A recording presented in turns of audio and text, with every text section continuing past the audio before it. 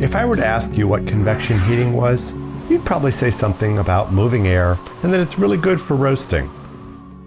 And that this is why people use convection ovens to roast cocoa. That is both basically right and also a little bit off the mark. When you heat something, it's pretty much completely controlled by the temperature differences between the heat source and what you're heating. The higher the difference, the faster something heats up.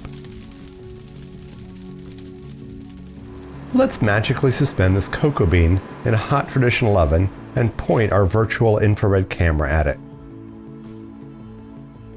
Very quickly, the hot air around the cocoa bean gives up its heat to the outside of the cocoa bean.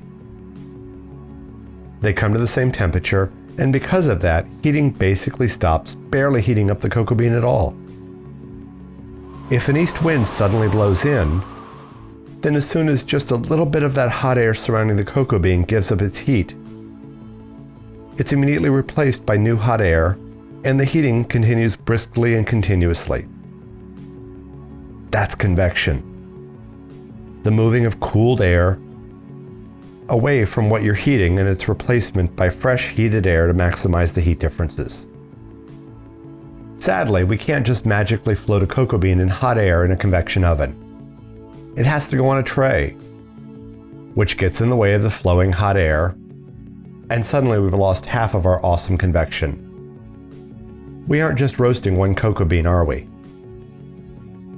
And there goes more of our convection. If only there was some way to truly roast by convection. Something that would allow the cocoa beans to be bathed in hot air and not continuously touching the tray or each other.